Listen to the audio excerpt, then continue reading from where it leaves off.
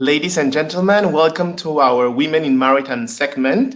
We are joined today by Ms. Lei Hun Kwa, Chief Executive at the Maritime and Port Authority of Singapore. Hi, Lei Hun, welcome. Hi, thank you so much for inviting me to the program. Thank you for agreeing to this interview. We are truly honored to have you with us, even if it's virtually. And well, let us begin if that's okay with you. Of course. So, well, the first question I would like to ask is how you first started at the port and terminal sector. Why did you pick the maritime sector? I joined the Maritime and Port Authority of Singapore in year 2018, November. I went in to understudy my predecessor, Mr. Andrew Tan, for about 3 months before I officially start my work on 1st January 2019. Why the Maritime and Port Authority of Singapore? Because the maritime sector plays a very important role in, at least at that time, my understanding is in Singapore's economy. It contributes to 7% of our GDP. It employs around 170,000 manpower. On top of that, the port is the one that is the gateway of goods that comes into the country. So I thought I'm going into a sector which is a very meaningful and important sector for the country. But of course, after I joined the sector, I realized that it is not just about the country. It's about the whole global supply chain because we also play the role of a transshipment hub and a bunkering hub. That therefore makes the work even more meaningful. Yeah, I'm sure it does. And I understand that the port of Singapore is the most important port, not only in Asia, but in the world, I think. And on that note, how do you think the port or the industry in general has evolved? Maybe not since you started, as you started there just a couple of years ago, but in the last years, how do you think the industry has evolved? Perhaps the question is relating to the pandemic and the COVID situation, because I mean, COVID hit us in late 2019. And went into 2020. You know, that was the time when we went into IMO transition 2020, and we thought that is the biggest, turning point for the maritime industry because we were all preparing, right, for this major fuel transition. Little did we realize that when the pandemic hit, it caused a lot of disruption within the industry. So in the past 1.5 years, we were focusing a lot in terms of balancing between public health risk versus the need to ensure our port efficiency, given the role that the Singapore port plays. It requires a few areas. One is how do we continue to support the operations, the continuity of operations of our maritime companies, shipping companies, even when the country goes into a circuit breaker, one. Secondly, we also look at how we could ensure crew change continue to take place. There were a lot of refinements, discussions, industry consultations to put in place safe crew change protocol so that we could get crew change going in Singapore. Third, we then look into how to financially support the companies. Because as the countries or globally, the world companies go into in a sort of a lockdown situation, companies' finances are affected. So we went into developing port due concession as well as the Maritime Singapore Together package to provide some financial support to our companies. Then I would say, lastly, we also then look at how do we work with the industry and our unions to actually take this opportunity to profile the maritime industry, because compared to other sectors, for example, the aviation, where it is more B2C and the whole sector sort of goes into quite low demand, our sector remains very resilient. We are still able to offer jobs and training opportunities, and it's a very good, I would say, opportunity as well to sort of educate people the role of the maritime, the role of our onshore workers, port workers, the role of the seafarers in transporting goods around the world. So that's what we did for the past 1.5 years. Virus is still there. Virus is still mutating, Yeah. and therefore we need to continue to stay vigilant, be up on our toes, and continue to tweak our policies. Yeah. Yeah, no, I agree with you. The virus is still there, and it's very interesting how you as a maritime and port authority have managed to adapt. In that sense, would you say that the pandemic has significantly affected your business model? I would say it has disrupted for two key reasons, and I think it applies to all of us. First, in terms of physical interaction, needs to be minimized to the minimum. This therefore means that we have to go into a lot more automation, digitalization, contactless type of operations. So for the port wise, we were working very closely with our port operator, PSA, for example, as well as the industry players, how to put in place contactless operations to safeguard the public health interest as well as our seafarers on board the vessels. So contactless, how do we actually put in place document clearance for port entry and exit such that it can minimize exchange of documents. So these are various steps we had to put in place in terms of disruption to the industry. Digitalization, automation, contactless operations, telemedical consultation, that's one. Of course, for our companies, it's about how to work with them such that you do not need 100% to be working, because we need to all go into split team A and B. For MPA per se, we provide 24/7 services in terms of vessel traffic management. So how do we manage internally within the organization to ensure that we safeguard ourselves? Operations can continue 24/7, split teams, how to put in place safeguard measures, sanitize and clean the office areas. So these are a lot of disruptions that is happening in the way we work. Yeah, I would imagine. I think that no one saw this situation coming. Yeah. If you asked me 2 years ago, what do you think 2020 or 2021 will be looking like? I think no one would have imagined this. Yes. And you've mentioned digitalization and automation. I was wondering, Lei Hun, do you think that these are, trends that are going to significantly affect the maritime sector in the coming years? I definitely. In fact, I think COVID itself has accelerated the pace of digitalization and automation within not just shipping, but across many sectors. We are looking at how to reduce the reliance on manpower. Major trends, we are looking at how do we be able to diversify our supply chain. And every companies are looking at how to secure your supplies that's needed for your business. I personally see that we have seen how shipping is further integrated into the global supply chain. We've also seen that in these times that we need to work a lot more into intermodal connectivity, whether it's plane, sea, land, what's the most efficient way of transporting goods and fuel to the different parts of the world. And more importantly, I see actually renewed interest or a stronger push, impetus by many companies to want to put forth that. Let me give you 3 key areas that for how we see in MPA we could move forward. One is because the global supply chain, or where shipping is positioned, is actually in a very what we say complex value chain. Right, it actually requires many touch points. So how do we go about harmonization of standards?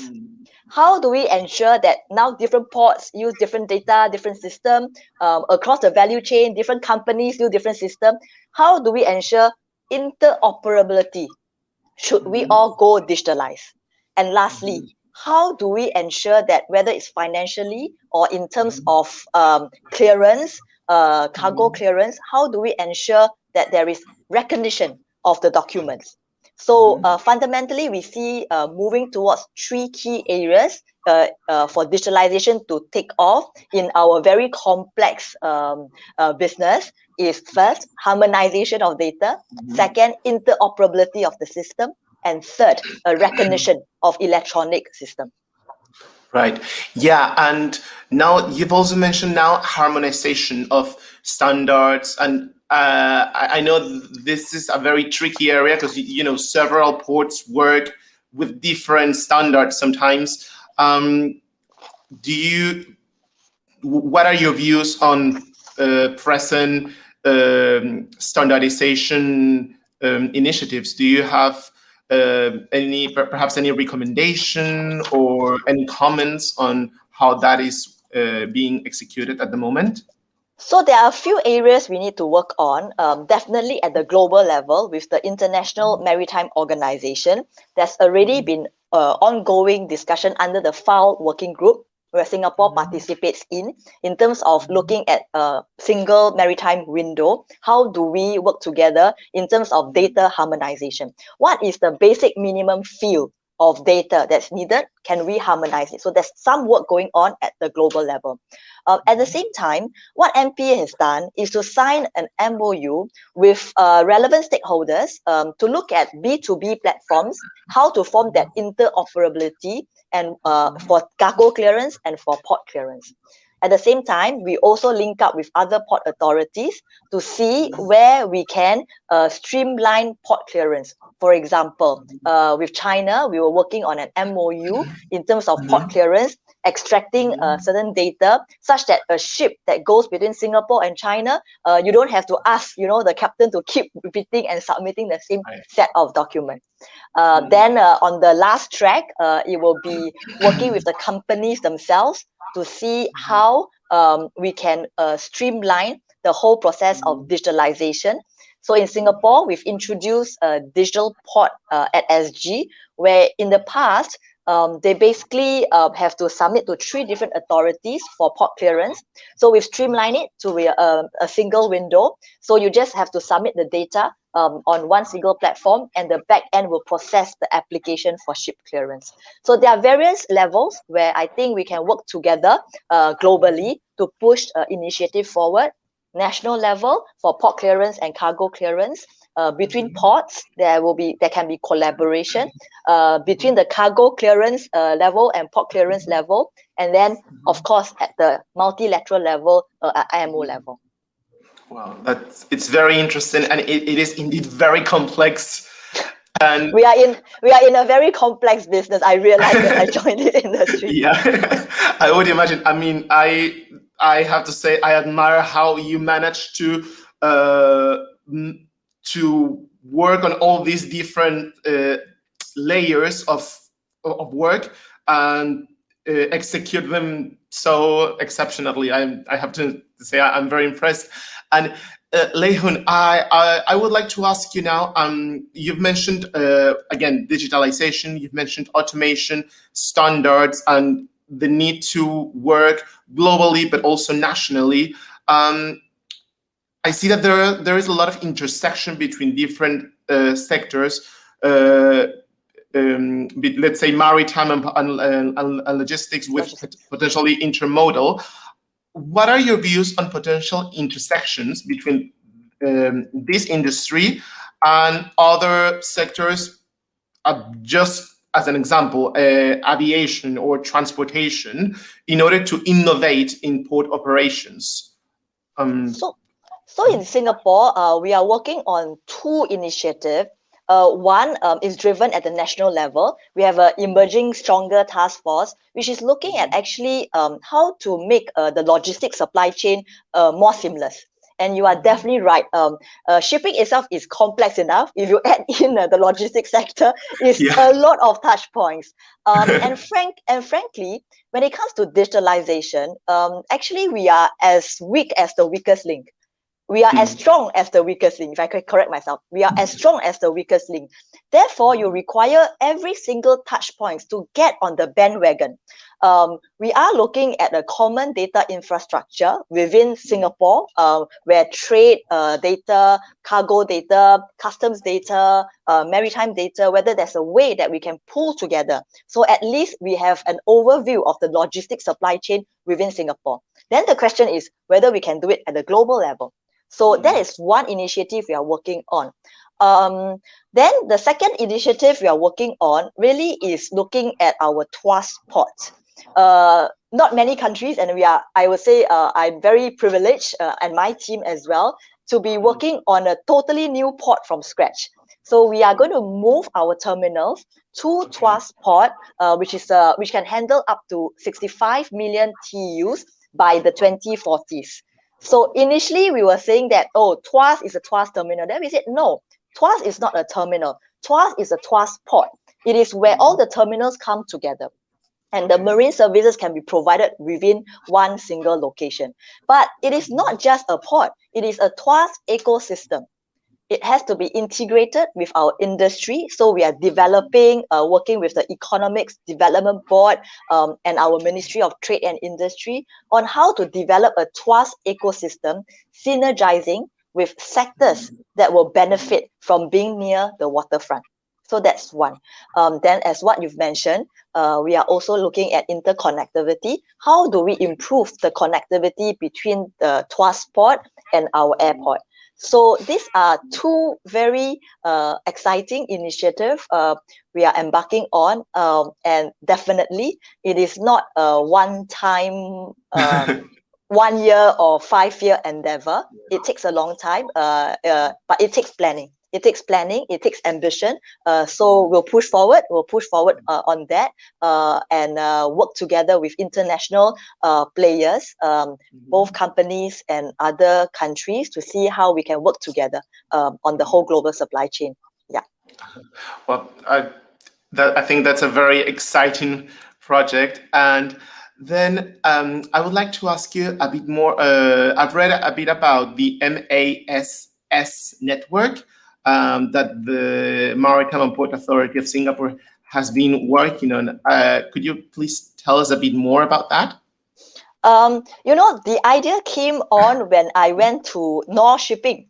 I was invited to speak at a conference on MAS, autonomous shipping, right? And at that point, I was thinking that actually there are different countries working on different aspects of MAS. Of course, the Scandinavian countries are quite advanced on that, but equally in Asia, you look at what some of the Asian ports are doing. And I thought, actually, why don't we share and collaborate on experiences? Of course, at the IMO level, there's discussion on the scoping exercise on how we can scope, the regulatory work on autonomous vessel. But actually, between ports, we could also work together. The key is what? The key is to have trials, right? When trial is in place, how do we work together so that this autonomous vessel may not be fully autonomous without crew for a start? It could well be, manned still, but it can go on a more automated mode because there's 4 levels of MAS, right? That IMO has defined. But could we perhaps come together to work on the trial standards? What do we need to watch out for? So, for example, if a vessel were to go between Singapore, Japan, Singapore, Rotterdam, or even short sea, we are able to come up with a regulatory sandbox to allow each country to receive. So we got together a few like-minded ports who are interested in this area, both Asia as well as Europe, and working together to see whether we can come up with some sort of trial guidelines so that when the ship comes, we can do some trials already, not just within domestic waters, but also between ports. Okay, I understand a bit more about that now, and I have to say it's really interesting. I am really looking forward to see how this will evolve. And now, Lê Huynh, I would like to ask you on a different type of question. As we know, this sector has been historically male-dominated, And you are, in fact, if I understand correctly, the first woman to hold the position of chief executive at the Maritime and Port Authority of Singapore. I was just wondering if you have ever faced any challenge as a woman working in this type of sector? Yes, I know I'm coming into a sector that's male dominated. Everyone tells me that since I joined or even before I joined. I must say that I have I'm probably a bit fortunate because in the sense that I'm coming into a role where actually my predecessors or actually the whole of a nation has laid down very strong foundations. And we know the importance of the role of MPA, and therefore I think the sense of acceptance is I would say relatively high. Then the question is, how do you level yourself up? How do you talk to the industry players and companies to sort of forge win-win collaborations? And I think the second part, which I thought I'm fortunate as well, is because I'm coming in when the industry is actually transforming quite fast. Digitalization, decarbonization, actually there is no solution, especially on future of ship as of now, commercially viable solution. So we are all in the phase of discovery together. Well, so I would say that as a female, I don't really come in to say, oh, I'm like female coming into a gender-dominated industry. And this threw me off. It didn't. In fact, it was actually quite exciting for me knowing the many changes and actually how I thought that the sector may be very reluctant to push forward on changes because we all say shipping is a bit slow compared to other sectors. But actually, I've met with quite a number of many like-minded partners and stakeholders who are willing to work with us to push the agenda forward. So for that, I thought maybe my enthusiasm did help a little bit, my passion helped, my experience from other sectors also helped. So I hope to continue to contribute on that. If there is one area, perhaps we can differentiate between onshore and offshore. So, for example, I think when it comes to crewing, then that's a slightly different ball game because in a way it requires a good balance between what you want to take out of family and personal life versus being out in the sea. And different people have different threshold. And I would imagine a female seafarer would have to sacrifice a little bit more than your male counterpart, especially if you want to set up a family, get married, settled down. So then that in itself poses, of course, a set of challenge that we need to address. How we see it in MPA is to see how we can better integrate onshore and offshore work. So when it's time you want to settle down, your experience out in the sea is very useful. And there are a lot of onshore work that's available. Banking, insurance, surveying, there's a lot in the whole maritime ecosystem. And it can provide for you a very exciting career. Yeah, I have to say I agree with the view you have of this industry, and I really I'm really impressed by how you're also looking forward to not stop at having women in the sector, but also helping them to integrate them both personal and professional lives. And I was reading yesterday, actually, a quote by you from the Horizon MPA Academy newsletter, and you said, "My key message to women keen to work in a male-dominated industry like shipping is be yourself. You are recruited because we think you can do the job." I thought that was very inspiring. And on that note, I would like to ask you if you have any word of advice that you would like to give to young women beginning in this sector, whether they are finishing their studies or in their first jobs? I would say that you are entering into an industry, actually not just female, for all, you are entering into an industry which is very global by nature. It's very I mean, it's not many sectors where you get to interact with many multinational parties, friends, colleagues. So you are going to a business which is global. Even during COVID and pandemic, it is resilient.